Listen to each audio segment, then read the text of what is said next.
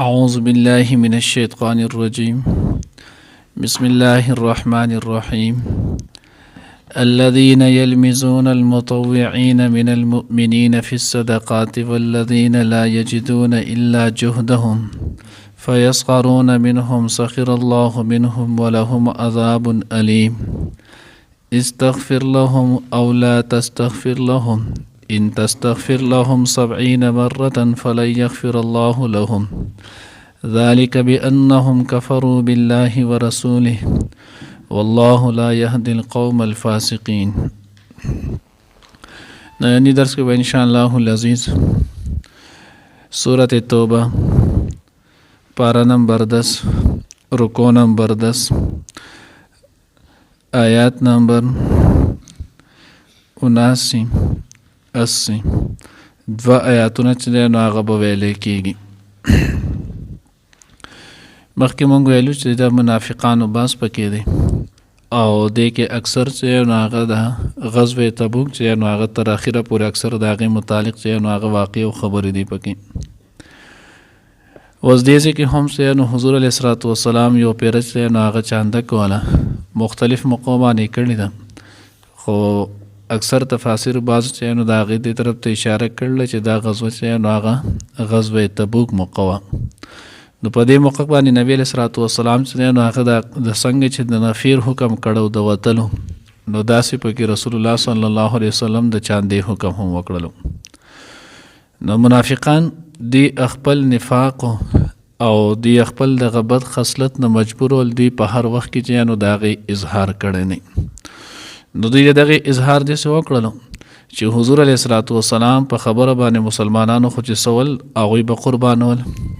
نو حضور علیه الصلاة والسلام چې کله دغه اعلان وکړلو، نو د دې اعلان نه وروستو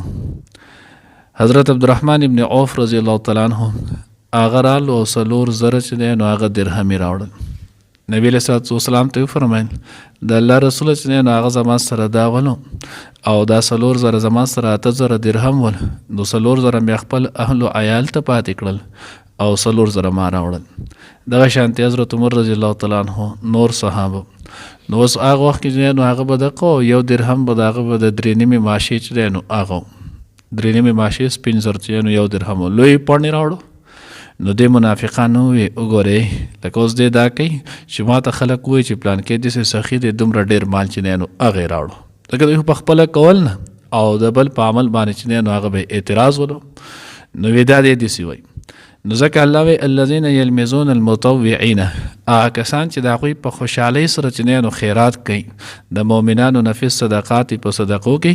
نو دوی چې دی نو په هغوی باندې الزامونه لګوي ایم پې لګوي. والذین لا یجدون الا جهدهم، نور صحابه چې دی نو هغه بعضې کمزوري ول. بل یو صحابي و حضرت ابو عقیل حبحاب الانصاری رضی الله تعالی عنه. نو دغه ابو عقیل حبحاب الانصاری رضی الله تعالی عنه د انصار چې نو قبیلې سره تعلق ساتلو. د کور ته لاړو چې د الله پیغمبر چانده غوښتلې ده، نو کور والا ته کور کې څه شته؟ هغه ورته څه خو نشته، وایي څه کجوري مجوري وي یو شی چې نو هغه هم نشته، زموږ په خپله د خپل خوراک دپاره هم څه نشته. د وی ښه هلته د الله پیغمبر چانده غوښتلې ده او دلته هېڅ نشته. دی لاړو په هغه ماښام باندې، نو هلته یو یهودي باغونه ول، ځکه مخکې مونږ ویلو مدینه منوره کې یهودیان چې نو هغه دا ډېر زیات و. نو دی د هغه سره باغ ته لاړو، د هغه ته ووایي زه به چې نو هغه ستا دا ټول باغ د شپې چې نو زما نه سوره کېږي سهاره پورې زه به ستا سره مزدوري کوم، اوبه به راوباسم، ستا باغ چې نو هغه به اوبه کوم، 100 روپۍ به راکړي، 100 به چې نو دیاړې راکړي. نو هغه ورته وایي زه به تاله 2 ساعت درکړم، یو ساعت چې تقریبا څه د پاسه 3.5 کیلو چې نو هغه نو 2 ساعت کجوري بدله درکړم. د ورته وایي بس صحیح شوله. ځه د چې نو ثابته شپه یې تېره کړله،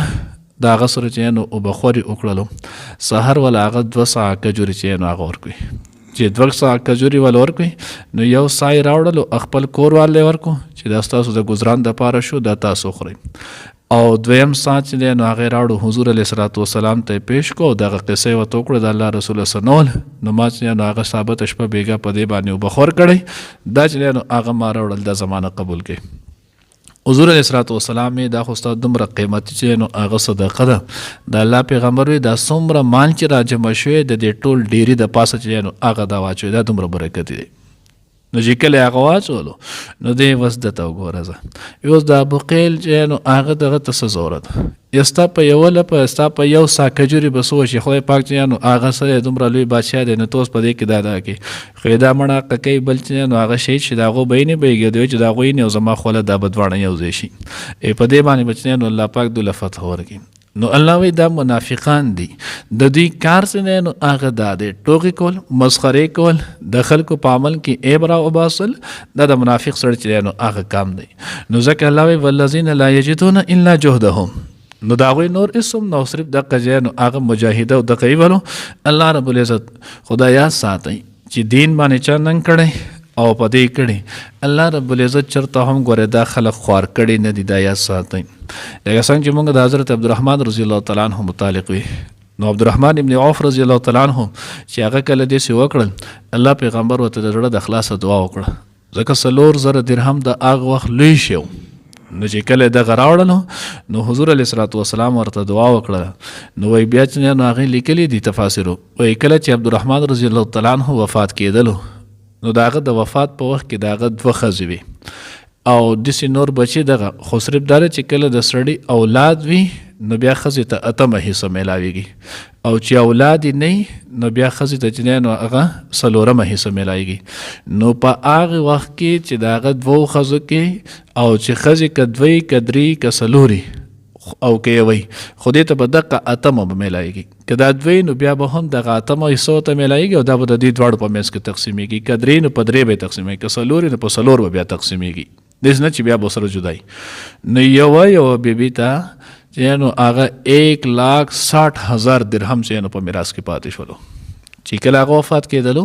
نو د وفات په وخت کې یوې بیبي ته 1,60,000 درهم چې نو هغه میلاو شول نو ته وګوره چې دا 8مه حصه په 2 تقسیم شو نو د هغه د مال 8مه حصه څو شوله 3,20,000 درهم دا چې نو په دین اسلام باندې صدقه په دین باندې لګولې ول نو خدای ولا دومره ورکړه اوس مونږ چې نو هغه مصیبت د کړی چې کم ځای د لګولو دی آلتې نه لګو نو آلتې سیوا کېږي نه او کم ځای چې د نه دی لګولو رسم رواج آلتې دړادړ لګو په هغې باندې چې نو الټه ګناهګارېدل دي بهرحال نو الله وایي فیسخرون منهم سخر الله منهم دوی چې نو هغه د دغه پورې ټوکې کوي الله به په ده پورې ټوکې وکړي نو الله خو د ټوکو نه پاک او منزه دی پاک دی الله به دوی له د دوی د دغه ټوکو بدل چې دی نو هغه به ورکړي ولهم عذاب علیم او د دوی دپاره به چې دی نو هغه عذاب دردناک استغفر لهم او لا تستغفر لهم که دوی د دوی دپاره چې دی نو هغه بخښنه وغواړي او که د دوی دپاره بخښنه ونه غواړي ان تستغفر لهم 70 مرة فلن یغفر الله لهم که دوی د دوی دپاره چې دی نو هغه څو او یا ځله چې دی نو هغه بخښنه غواړي الله دوی چې دی نو هغه بخښي نه د دې آیت متعلق چې نو هغه صحیح مسلم کې چې نو هغه هم شته ترمذي چې نو هغه کتاب التفسیر کې هم لیکلی دی وایي چې نو هغه د عبدالله ابن ابی ابن سلول منافق باره کې نازل شو عبدالله ابن ابی ابن سلول د لوی منافق ولو د ټولو منافقانو مشر و سردار ولو خو د زوی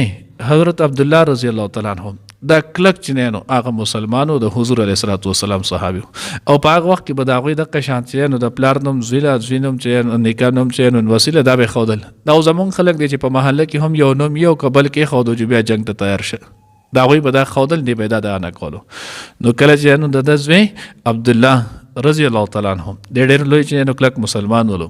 نو د پلار چې کله د ناجوړه شو عبدالله ابن ابی ابن سلول منافقو نو دی چې نو هغه رالو حضور علیه الصلاۃ والسلام ته د الله رسول زما پلار چې نو هغه ناجوړه دی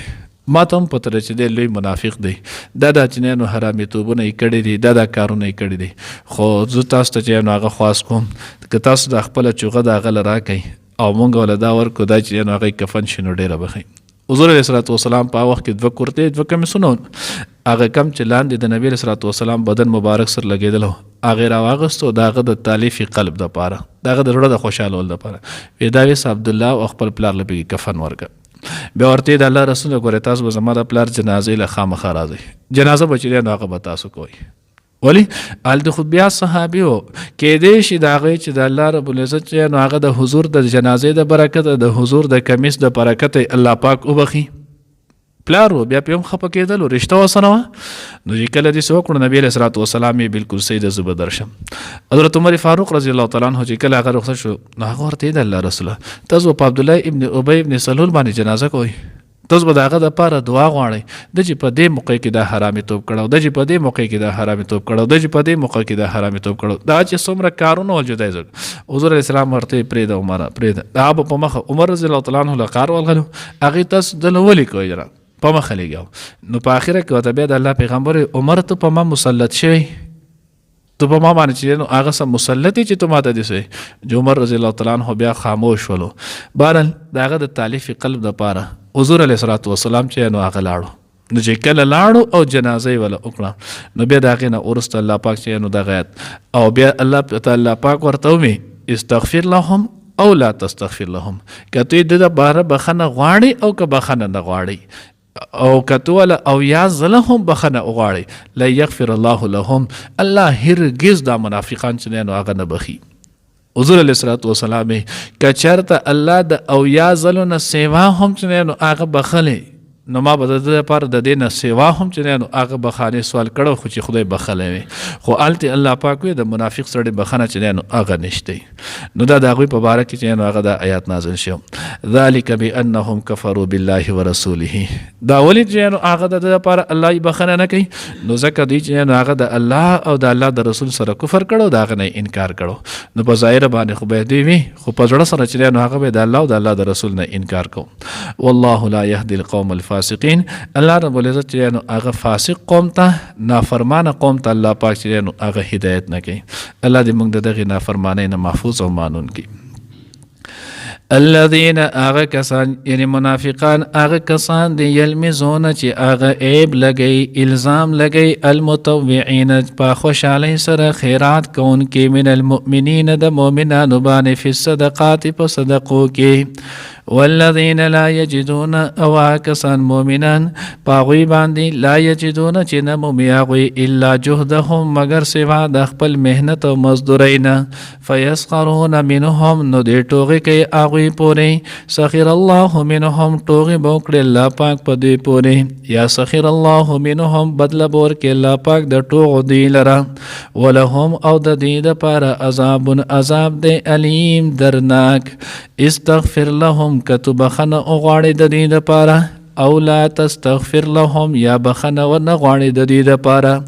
ان تستغفر لهم کتو بخنه اغواړي د دې دپاره 70 مرة او یا زله فلن یغفر الله نو هیڅ کله به ونه بخي الله پاک لهم دیتا